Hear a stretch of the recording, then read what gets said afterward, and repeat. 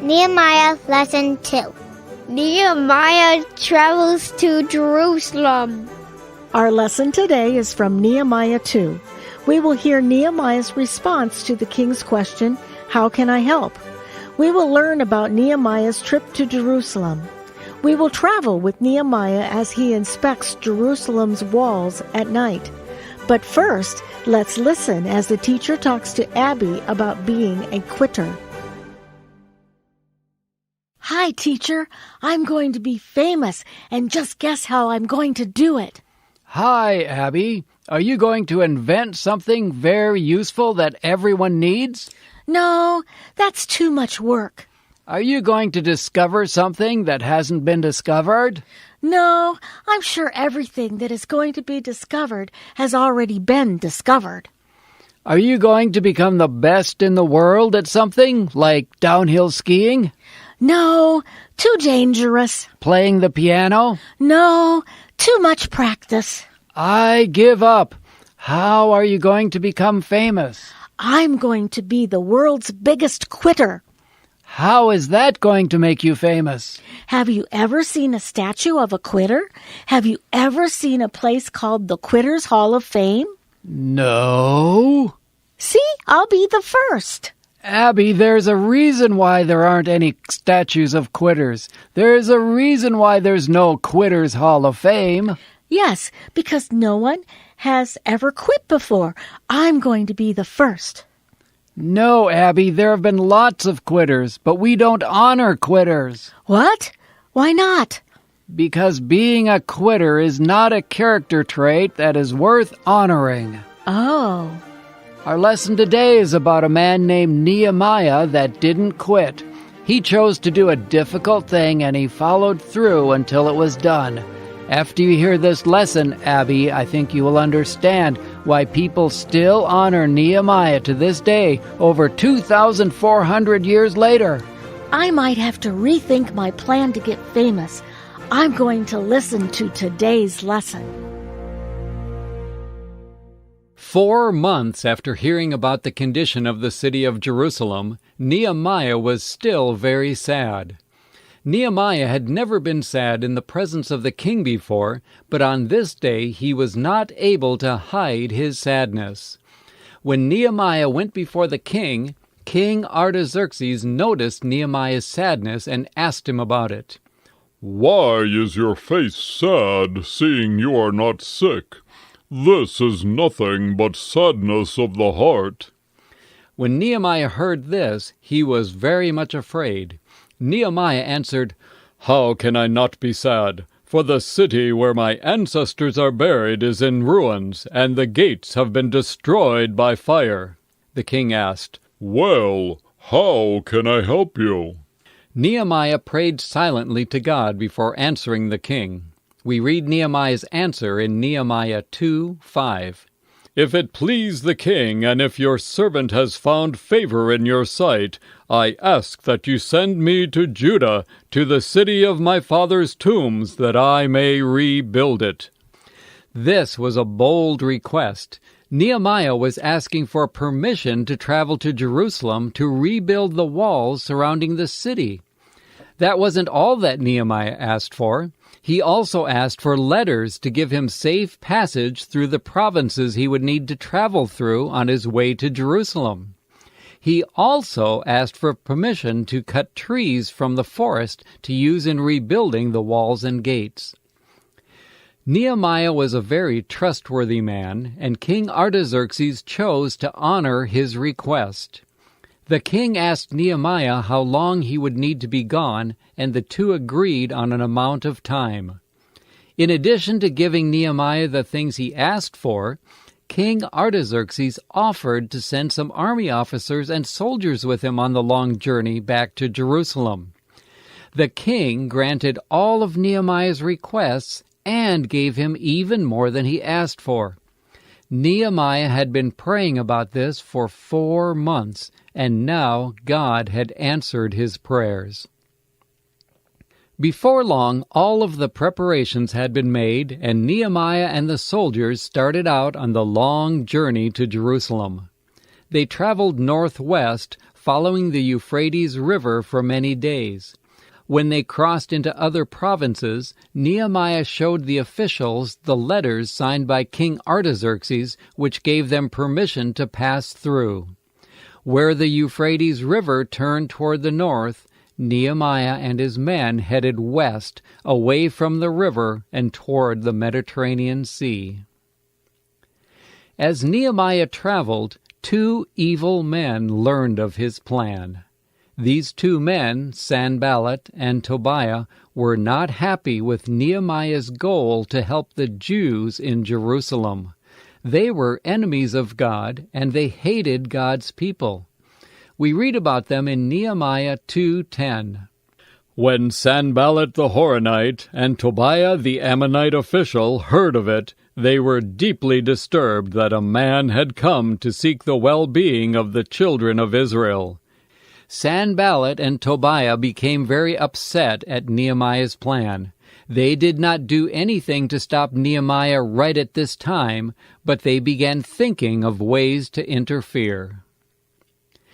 Nehemiah and the soldiers continued the long journey to Jerusalem. The Persian Empire at the time of Nehemiah was very large. The trip from Shushan to Jerusalem was about 800 miles, all within the Persian Empire. This long trip would have taken many days. After the long days of travel, Nehemiah and the soldiers finally arrived in Jerusalem. The travelers were very tired from their long trip, and we read that they rested for 3 days. During that time, Nehemiah did not tell anyone what he was planning to do. When night fell on the 3rd day in Jerusalem, Nehemiah and a few soldiers gathered together at the valley gate on the west side of the city of Jerusalem. They slipped quietly out of the gate and began making their way around the wall of the city. Nehemiah rode his horse, and the soldiers walked. Nehemiah carefully inspected the wall, noting how badly it was broken down and where it was vulnerable to attack. We don't know for sure why Nehemiah waited until night to inspect the walls.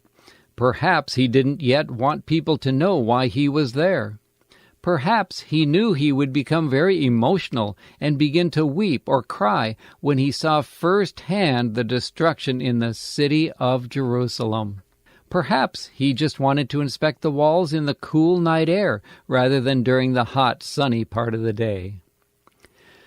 Whatever the reason for exploring at night, Nehemiah and the soldiers traveled from the valley gate, along the wall to the dung gate, and around the corner to the gate of the fountain.